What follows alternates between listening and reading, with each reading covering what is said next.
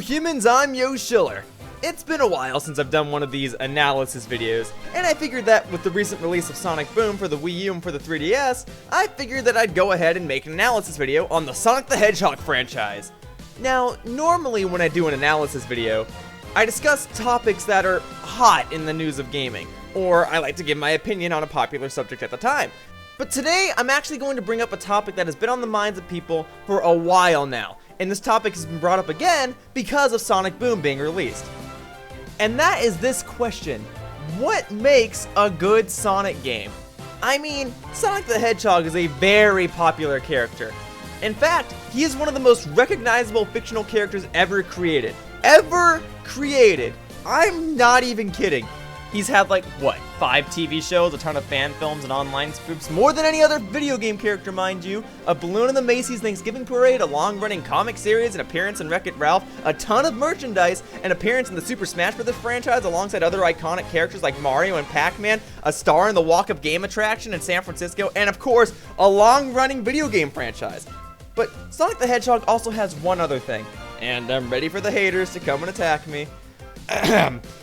Sonic the Hedgehog has one of the most indecisive and infamous fan bases of all time. The fan base is known for hating practically every Sonic game that has come out since, like, Sonic Adventure. The fan base is so ridiculous that the highest rated comments on old YouTube videos used to just be people arguing with each other about whether or not a Sonic game is good.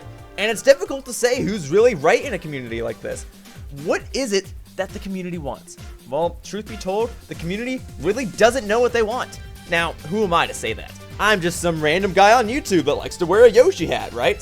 Well, that may be true, but my goal today is to go through each of Sega's memorable Sonic the Hedgehog games and see what was good and bad about each one. And from there, I'll try and make my own conclusion about what a Sonic fan really wants. I'm not trying to bash Sega or anything, as I know that creating video games is a very tough thing to do. I'm merely just giving my say-so on the subject. So first and foremost, let's start with Sonic the Hedgehog as a character. He's a very memorable character, known for having a cocky attitude and for having witty remarks. And the rest of the cast in the franchise make for a pretty neat set of characters. You've got Tails, the two-tailed fox that's a genius. You've got Amy, the persistent fangirl of Sonic. You've got Knuckles, the normally serious character that loses his temper from time to time. You've got Dr. Eggman, who is probably one of the greatest villains of all time, not just in video games, being able to become comedic or diabolical at any moment. And you've got a collection of other characters who, I guess, aren't so memorable, but the main characters are definitely memorable.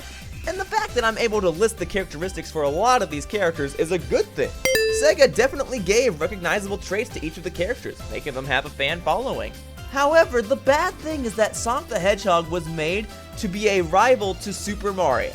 And just a heads up, I'm going to be comparing Sonic the Hedgehog to Super Mario a lot in this video, as the two were rivals in the gaming industry for a long time. Even though Sonic the Hedgehog is known for his speedy gameplay, he has been busy playing catch-up while Super Mario was actually the one running ahead. While Mario games shattered boundaries and pushed gaming to new limits, Sonic the Hedgehog was created to try and follow in Mario's footsteps. Even though Sonic brought his own ideas to the table, it wasn't really industry-changing. Even old Sega slogans were more so focused on bashing Nintendo than they were about promoting their own products. They were more so following in Mario's footsteps than they were trying to get ahead of him. So the problem with creating a character solely for rivaling another character is that it's always been a game of catch-up. And while Sonic has been ahead of Mario at certain points in history, Sonic games rarely ever broke boundaries or made history. At least, in a positive manner. Whereas, take another look at a gaming franchise like Kirby. Kirby games were never meant to rival Mario games. In fact, the creator of Kirby and the creator of Mario were even friends, and they tossed ideas at each other during the development of each of their games. Heck, Kirby games even acknowledge franchises that are more popular and more well-known than them. But because of that, Kirby games never focused on being better than Mario. They focused on being the best that they could be. There's never really been a bad Kirby game as a result. Every one of the main games has been a solid, fun platformer that introduces something new, yet retains the original ideas that made Kirby games so great in the first place. And even the spin-offs, although drastically different from Kirby games, still incorporate Kirby elements that make them fun. And their new ideas even pushed gaming to its limits as a result. The idea of having an NES game like Kirby's Adventure was astounding, as there's a ton of stuff to do in that game. And then there's stuff like Kirby Superstar, where the game featured incredibly gorgeous visuals and a very iconic co-op system. And these were ideas that were put into these games not because they wanted to rival something, but because they just wanted to be great games. Because of that, you could pick up a Kirby game and know that you were getting something good. It wasn't trying to be better than anything, it was just trying to be good on its own. On the other hand, competition is usually a good thing in most industries. Competing against somebody causes both parties to do better. If Sonic the Hedgehog is competing against Super Mario, then Sonic the Hedgehog is going to try and think of things that'll make it better than Mario. The problem, though, is that Super Mario could do the exact same thing to Sonic the Hedgehog. So if Sonic thought of something that can make it better than Mario, then Mario can think of something that can make it better than Sonic the Hedgehog. So competition is good, but it can't be the sole focus. However, if we're going to look at the games themselves, then we gotta talk about how the classic 2D games were what founded Sonic in the first place. And the classic 2D games were pretty solid. They had great gameplay, gorgeous visuals, and a rather interesting story. And while Mario games usually had simple gameplay mechanics of, if you're small, you'll die in one hit, and don't fall down pits or you'll die, Sonic games were a bit more forgiving in that you could take an infinite amount of hits as long as you had at least one ring, and falling doesn't necessarily kill you as long as you go higher up on the level because there might be an alternate path. And as the games continued on, the plot became more and more interesting. It went from, save woodland creatures to, a character was tricked into attacking you and now you have to team up with him to stop a villain. That's actually pretty cool for back in the day. Also, the idea that each level had a different theme was also very interesting. Going from Emerald Hill Zone to Chemical Plant Zone in Sonic the Hedgehog 2 immediately helps people remember levels, rather than just having each level be the same design, just with different blocks in different places. And the idea that one Sonic game was too much for a cartridge and had to be split into two games was a brilliant move on Sega's part, especially since that second cartridge could be used on other Sonic games. It showed that Sega had a ton of ideas that couldn't be fit into one game, so they had to make more.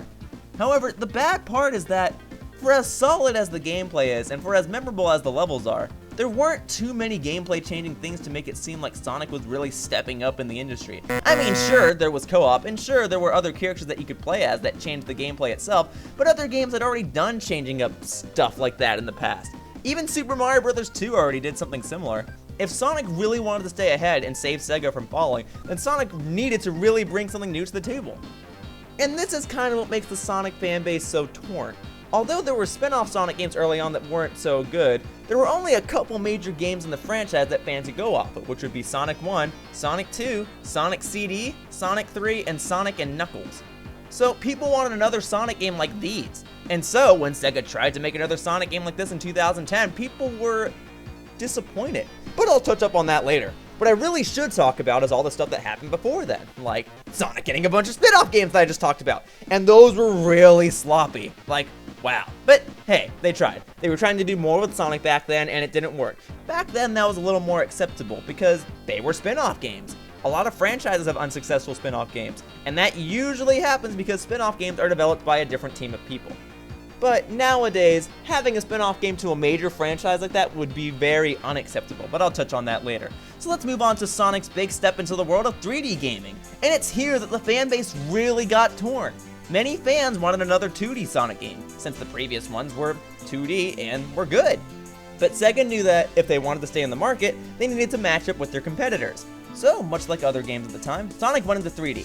Sonic did so with a very popular game known as Sonic Adventure. And because people were expecting another 2D game, people were a bit mixed on it. People didn't know what to expect from a 3D Sonic game, as it had never been done. At least, a main series 3D Sonic game had never been done. Now, that said, Sonic Adventure had, and still has, a ton of great ideas. Not only did it feature multiple playable characters, but each character had a different type of gameplay. Even if you don't like Big the Cat, and even if you hated those fishing levels, the idea was still that it mixed up the gameplay. You might not like Big's levels, but you remember them.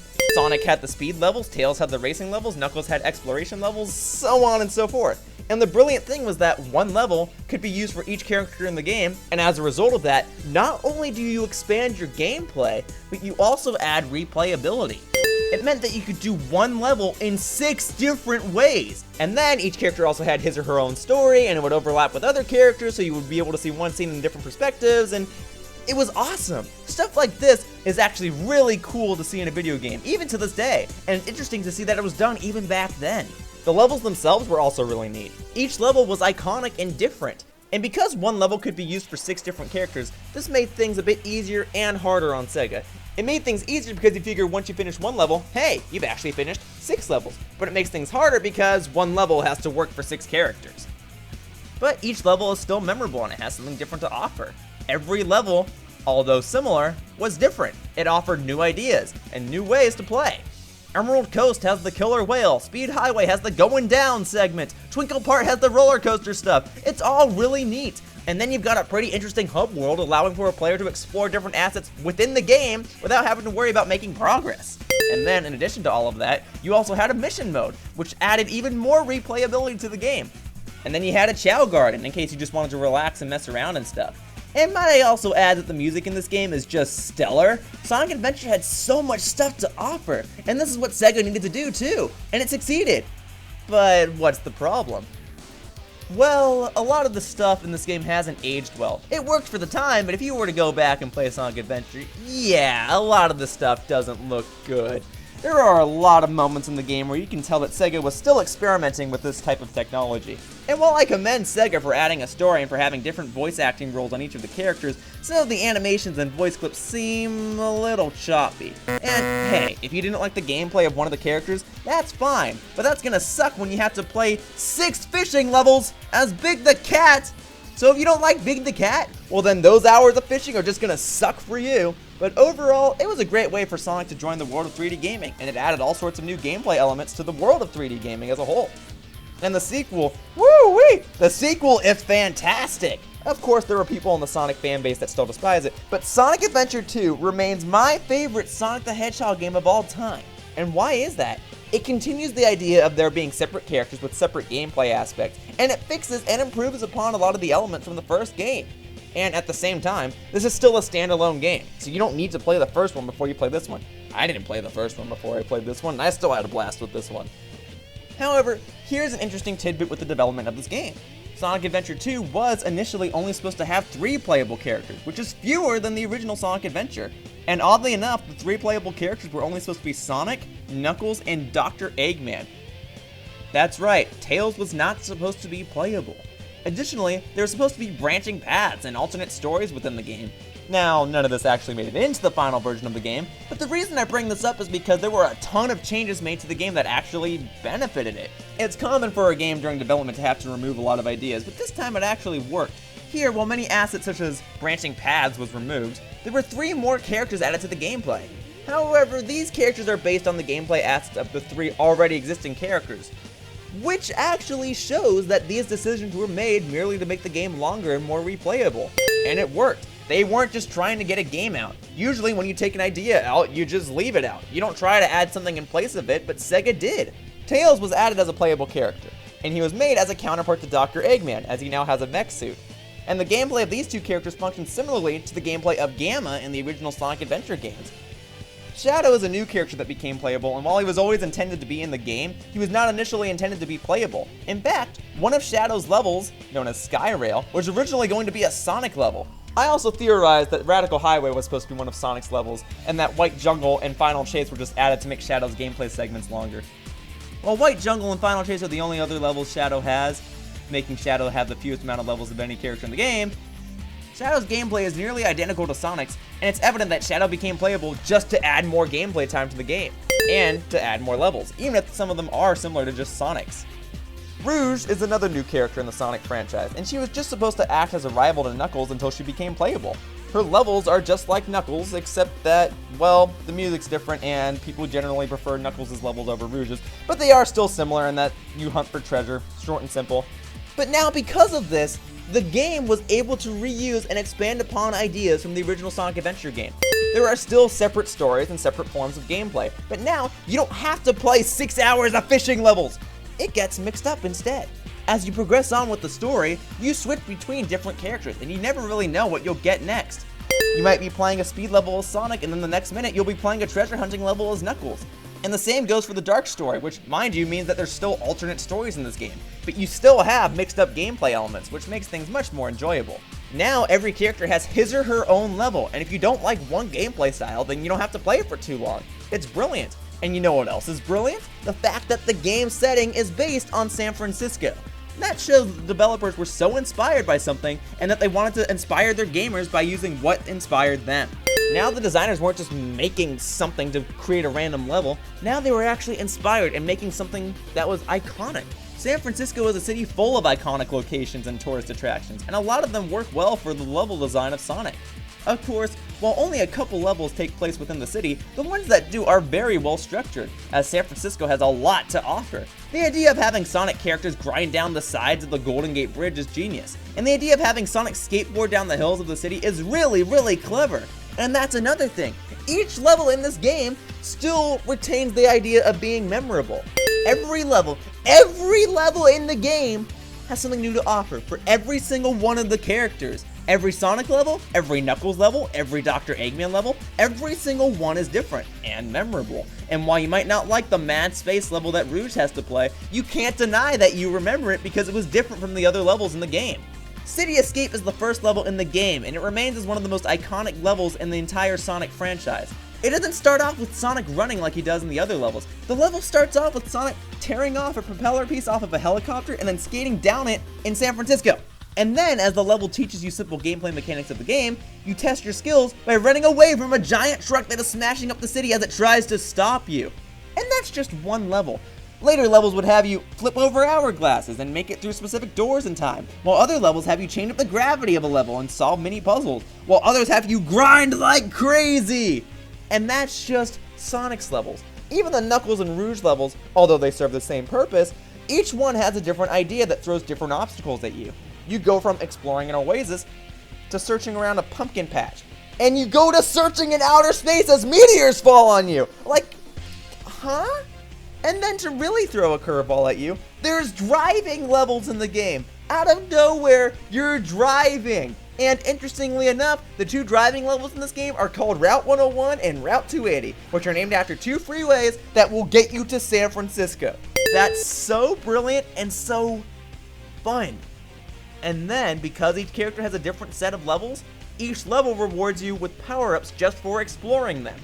Every single level, except the two driving ones that I just mentioned, offer you a new power-up. That's rewarding you for your exploration. You're not required to get some of these, but you're rewarded if you find them. That's so cool, because you're not required to look around in a level. Your goal should be to complete it, but if you do, you acknowledge the level's level design, and you find secrets that benefit you for the rest of the game. And then each of the power-ups that you obtain gives you different equipment that can show up in the cutscenes of the game. That's incredible! And then the missions from Sonic Adventure come back, and they range from collecting a set amount of rings to beating a level on a time limit to finding a lost Chow. Each of the levels in the game, except for the driving ones, has an alternate path built into it just for this one mission. Talk about creative level design. And the story? Whew! One of the best in the entire franchise's history. Dr. Eggman is at his darkest as he blows up the moon. That is a true villain, folks. And then you've got somebody impersonating Sonic, you've got people blowing up an island, you've got those moments where you think that the heroes are one step ahead, but it turns out the villain's actually one step further and he almost kills the hero because of it. Oh man. And each level you play helps you progress in the story. And as you progress in the story, you gain access to new areas with new levels and new mechanics. I swear, this has to be Sega's finest work. Oh, and did I mention that the Chow Gardens are back and they're still awesome? There's a great story, great gameplay elements, great level design, great replayability, great systems of requirements and rewards. Wow. Oh, and the music, still awesome. In fact, I dare say that many of the songs in this game are the best in the entire series. Great gameplay, great levels, great ideas, great music. This game is amazing. But there is a problem with it. And it's not really on Sega's end, it's just on the industry as a whole. The game was released during the decline of Sega's latest game console, the Sega Dreamcast. While the game was very well received and was quite a step up from previous Sonic games, it didn't sell too well. Sure, there were minor complaints, but they were really minor. It was just like, oh, the camera doesn't work too well here, and blah blah blah blah blah.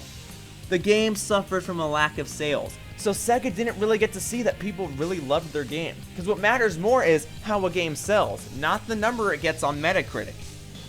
Now, it's not a game design issue, it's a marketing issue. But the game was later released onto the Nintendo GameCube and it sold like crazy. It actually sold to be one of the best GameCube games. Now you're really competing with Mario because sure, you're selling on your opponent's platform, but you're selling just as much as your opponent now on the same platform.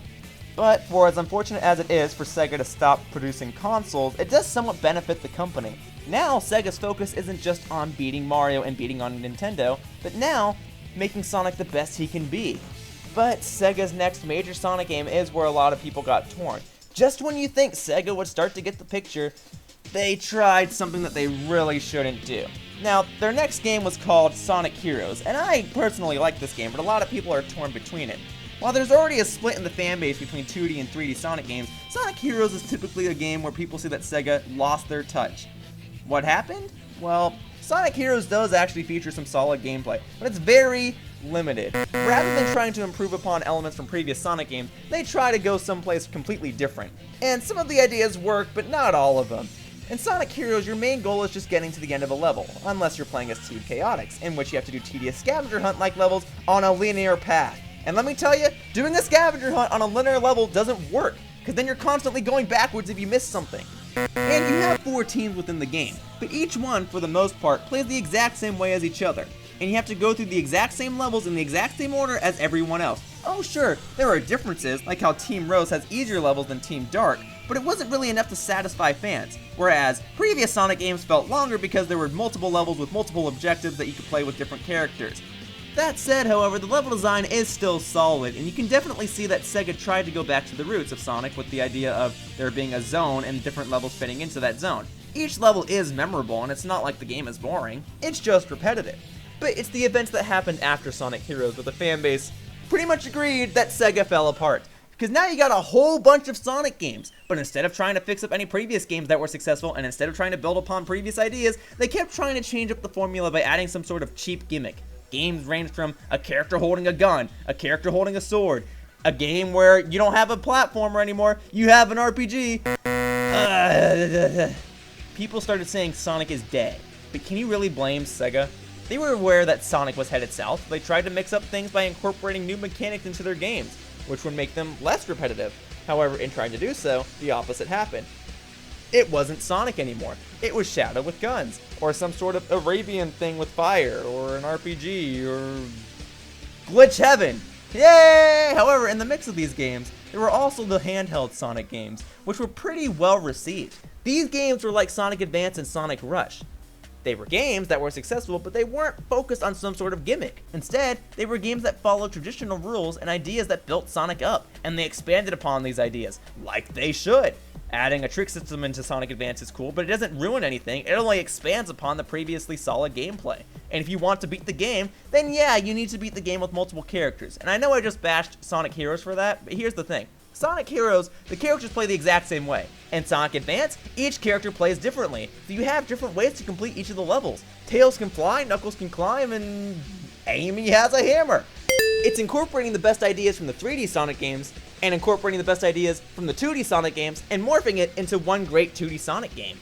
Sonic Rush is another handheld game that was rather successful. Although it's not the best 2D Sonic game, and although it's drastically different from Sonic Advance, it's still pretty solid. The main mechanic of the game is that Sonic can now boost, which benefits the gameplay rather than tearing it apart. Again, the gameplay is solid, and it focuses on the aspects that made Sonic good, and it throws in some other stuff, such as the introduction to Blaze the Cat, and the idea of using flashy tricks to gain boost power. During the times of these games, though, the most infamous Sonic game, Sonic the Hedgehog, now referred to as Sonic 06, was released. Most people consider this to be the worst game in the series, some going as far as to say that it's one of the worst games of all time. But why is it that Sonic 06 is so critically panned? Interestingly enough, the game was actually trying to become another Sonic adventure game. It tried to incorporate the idea that multiple levels could be played using different characters, and each of these characters had a different gameplay element. The idea of a hub world was back, and the idea of exploring an area and obtaining rewards for your exploration was incorporated into the game. And then you also had missions, which could be played on the hub world. So the ideas were definitely there, the issue was the execution. The game was rushed, it became a glitch fest, and it is now used to insult the entire franchise. And when your gameplay, which is the most important part of any game, is gone, then so is the rest of your game. And the sad thing is that this could have been a really good game. Like I said, the ideas are there. It was trying to follow the ideas of Sonic Adventure, however, it didn't, because it wasn't building upon great ideas, it was trying to. It didn't succeed. They didn't have time to build upon the ideas, and instead they decided to release what they had. And you know what happened soon afterward? Sega said, okay, let's just try making another 2D Sonic game then. That's been working, but what we got instead was half of a Sonic game that also had that feeling of great ideas, but poor execution. Sonic the Hedgehog 4 was Sega's attempt at trying to return to Sonic's roots, but they didn't need to do that. They were doing fine with 3D Sonic games, and 2D Sonic games were doing fine on their own. So why would you need to take your team, have them focus on a brand new 2D Sonic game that doesn't really have anything to do with the previous Sonic games other than being 2D? Why would you do that? The handheld Sonic games were just fine, but now Sega was just gonna randomly go back and attempt to amplify the original Sonic games? Well, it's a little late to do that, don't you think? It's a good try, and the game itself is okay, but Sonic the Hedgehog 4 is not a full game and it could have used some better execution. And they really didn't need to split it into episodes. Either release a full game, or don't release a full game. This isn't Sonic the Hedgehog 3 and Knuckles, so you don't have memory space to blame. You just didn't have time to make a full game. But Sega also worked on another Sonic game at the same time that would combine 2D and 3D gameplay elements, which was known as Sonic Unleashed. And you know what happened with that game? It was pretty good! Sonic Unleashed, much like Sonic 06, was actually going to be another Sonic Adventure-like game. It's even called Sonic World Adventure in other parts of the world. However, Sonic is the only playable character in this one, which kind of throws the main point of Sonic Adventure out the window. And it's technically two playable characters that are both Sonic, if you count Werehog Sonic as his own thing. Werehog Sonic has his own gameplay mechanic, but most people just like this one and just like focusing on regular Sonic. Sega really nailed the gameplay for regular Sonic, and Werehog Sonic it's okay. It's not glitchy, and each level is memorable, but Werehog Sonic is just slow. It's just not what people wanted from a Sonic game, but the gameplay itself is okay. It just had too much of an emphasis on the Werehog when it should have had more emphasis on the Hedgehog. And then from there, Sega heard the complaints of fans. Fans said stuff like, I wish we could just get a Sonic game that focused on the daytime stages. So Sega said, okay, and then we got Sonic Colors. And that's perfect! You took the good elements of a game, and you made an entire game around those game elements while expanding upon it. And then you added other elements, like these little alien guys known as Wisps, and you furthered the gameplay even more. The Wisps work because, well, they're fun. They help for exploration of a level, and they allow for some awesome and flashy shortcuts. And the game rewards you for your exploration, rather than forcing you to do it in order to reach the end of the game. Even the dialogue between the characters got a huge improvement. Yeah, it's a bit more childish, and Sonic got a brand new voice actor, but it seems like the new voice actor, Roger Craig Smith, was very well casted. The Sonic games have always had an awesome set of characters, so it's always nice to see the writers able to capture the personalities of each of them. Dr. Eggman is still awesome, and Sonic and Tails have some interesting comedy between each other, and the plot, while cheesy, is sufficient. And Sonic Colors also got a handheld game, which was a 2D game, but much like the console game, it focused on the same things that made its previous games great. Sonic Colors took a lot of inspiration from Sonic Rush, and it expanded upon the great ideas of Sonic Rush, which would be the boosting, and added new ideas, such as parkour elements and wisps. It was brilliant. And then Sega was like, okay, let's take everything that you guys have ever liked about 2D Sonic games and 3D Sonic games and mash it into one. BAM! You get Sonic Generations, which is the ultimate Sonic tribute to the fan base. It was just supposed to be a birthday present to Sonic, but instead, you've got solid gameplay of the best 2D Sonic games and solid gameplay of the best 3D Sonic games. It reuses some of the best levels ever designed in the franchise and makes a game out of it. And again, you were rewarded for your exploration, but you're not required to do it. Many fans consider this the best Sonic game in years, with some people even saying that it was the return of the Blue Hedgehog, because it's seriously just a compilation of Sega's greatest ideas refined. So with a Sonic game that amazing, what could go wrong? Well, Sonic Lost World is where a lot of people got torn, and much like Sonic Colors, it has a console version and a handheld version. It seems to be the general idea that the console version is okay, while the handheld version is complete garbage. I first played the console version at E3, and when I played it, I enjoyed what I played. Of course, I only had access to 3 levels, but I thought it was fun. It was different, but it worked. It had ideas that felt natural, expanded upon some of the things that were great in previous Sonic games, and I thought it was fun. But like I said, I only had access to 3 levels, and one of those was the first level, which is usually a level that's supposed to introduce you into the game. Later levels are where the problem lies. Previous Sonic games have had such great level designs, and the first level of Sonic Lost World was great. The issue though is that the ideas for each level kinda ran dry. They were either just previous levels with a texture swap and some platforms placed in different areas, or the levels focused too much on ideas that tried to slow you down, and as a result it didn't work. In an attempt to make the game feel longer, they added a bunch of really long levels, as opposed to Sonic Colors, which had a bunch of really short levels. Sonic Lost World has some solid gameplay, but the levels didn't revolve around the gameplay, and instead they revolved around blending fruit, or pushing a snowball. Seriously, who thought this was a good idea? The first level feels fine because it introduces you into the game's new mechanics. There's not really a gimmick, it's just a level, and you're able to test each of your skills without the need for a tutorial level. But later levels seem to focus so much on slowing you down. There are so many segments in this game where you are just forced to sit there, wait for an enemy to fall, and then strike it. There are so many segments in this game where you just go and you have to defeat all the enemies on the screen and you figure, oh, that's fine, but it's not fine when it takes you like 3 minutes to do so in a level that's supposed to take you 30 minutes. Why does it take 30 minutes? What kind of Sonic game is this? And the Wisps are back, which would be cool, but now they're just there. And Sonic Colors, the Wisps work because they expanded upon the gameplay. Here, they feel as though they're shoehorned in without being properly represented, and they're not here to expand the gameplay, they're just here to change it. And change isn't necessarily a bad thing, but stuff like this completely voids what made Sonic games great in the first place. Previous Sonic games built upon each other, taking elements from previous games and making some new ideas out of them. Sonic Generations took all of the best ideas and made a game out of it. So why won't you do the same thing here? Instead, you just put them there. You just put them there. Why are they just sitting here? You don't need this. If you don't need it, get rid of it. Make something else. The levels aren't really that memorable, and if they are memorable, it's for bad reasons. I'm not kidding when I say that the 3DS version has some of the most frustrating levels that I've ever played. And I'm not saying that just because it doesn't feel like a Sonic game, I'm saying that because this stuff, honestly, just feels like faulty level design. You can't just stick random platforms in the sky and call it a level.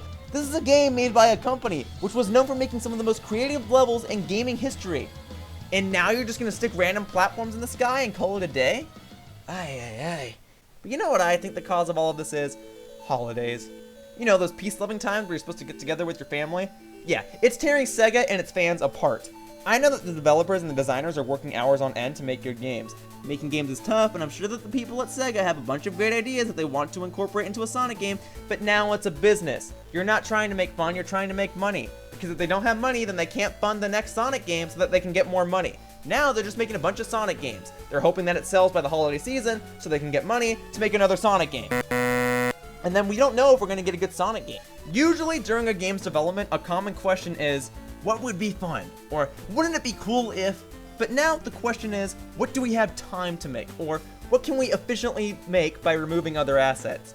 So now what happens is you either get a short game, a bad game, or a short and bad game.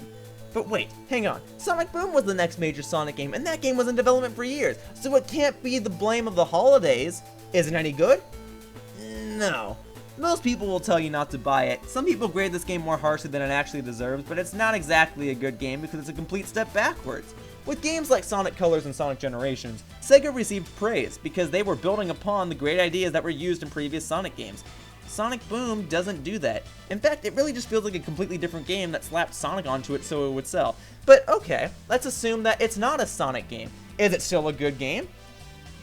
No, it's not bad because it's new. It's bad for other reasons. The level design is bland and the game has very major glitches, like look at this. And the game offers very little in terms of rewards. They are forcing you to explore a level, so what's the point of a reward? Get a dance party at the end of the game?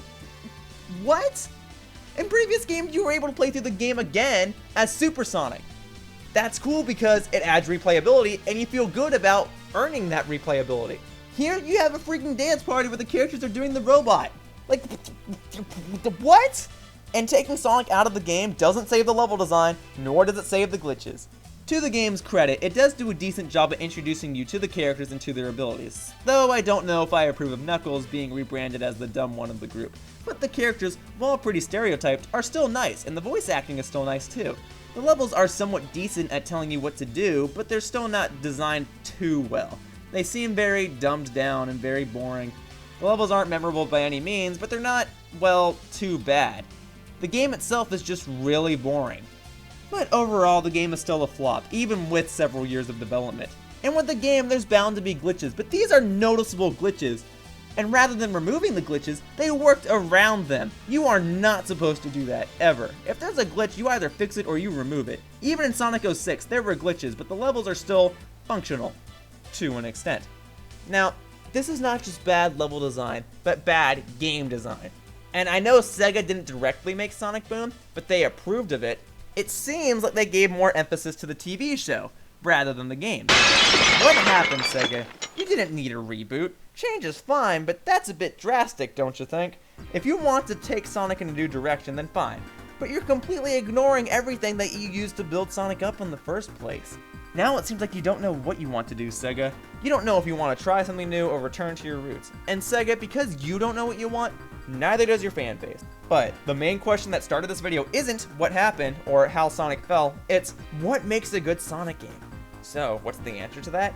If I had to guess, Sonic games were initially great because they had well-designed levels, interesting characters, and interesting plots. They continued to be great because they reward you for exploration, and you weren't required to explore a level, you were just rewarded if you did so. And then each level had replayability. Each level in Sonic games introduced a new concept that would make the level memorable. Rather than trying to increase your game time by making levels tediously long, they increased your game time by encouraging you to play levels in different ways by achieving different goals. Whether it was a 2D game or a 3D game, Sonic games were great because they continuously built upon each other to make more great ideas. And then new ideas were added, but rather than drastically changing the gameplay, they just expanded upon the already great ideas that were in the game. Good Sonic games would remove a glitch and fix levels, rather than making a level revolve around a certain glitch. Good Sonic games took risks, but they didn't focus on drastically changing the gameplay. The best Sonic games in the franchise used ideas from the other best Sonic games in the franchise. And they did this not only so that they could compete with Super Mario, but so that they could make Sonic the best he could be. It wasn't just a game to see who was better, it was a game to see who could be the best. If a Sonic game adds more characters that change up the gameplay, then that's great. And if Sega wants to add a Chow Garden to the next game, then I don't think that anybody's going to be upset about that. But it's not required. All Sonic games really need are the fundamentals of game design. Simple, memorable levels that don't require much for you to beat them, but ones that reward you for challenging yourself when you are doing more than just completing them. That could easily make for a great game. We don't need 20-minute levels, we don't need guns or swords. Don't be concerned about slowing down a player. Oh, and if you're gonna reward somebody, please do more than a dance party. Make them want to play a level again. Make them want to earn that reward. Make them want to know what happens when you beat the game.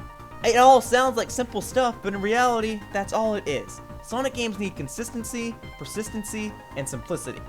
They need a consistent focus that is persistently executed, but overall, the idea needs to remain simple. And I get that video games have deadlines, you guys gotta get those games out by holiday season, so I know that it's tough, but you guys can do it.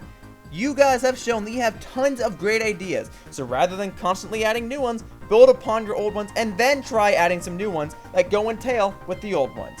Of course, I'm just some random guy on the internet with a Yoshi hat, but hopefully my words will mean something to you guys. And fans, Sonic's not leaving anytime soon. Even if you were to leave, he's already made such a huge impact on the gaming industry, so quit being so harsh on Sega, okay?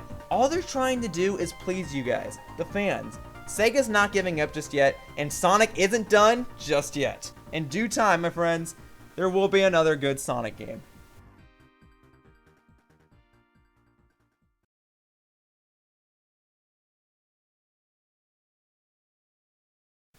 Hey humans, thank you for watching my video. I don't normally do analysis videos like this, but please let me know what you guys think.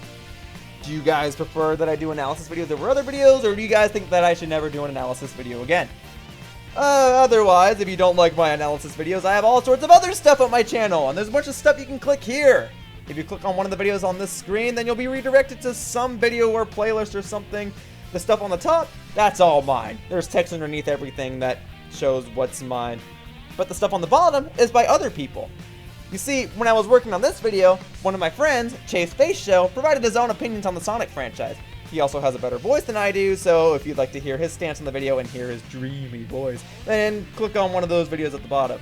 Oh, and if you want to watch somebody actually play Sonic Boom on the Wii U, then may I recommend my friend Rakeem Marvelous. He supplied some of the footage for this video, so if you'd like to see the game for yourself, there's a link to that too.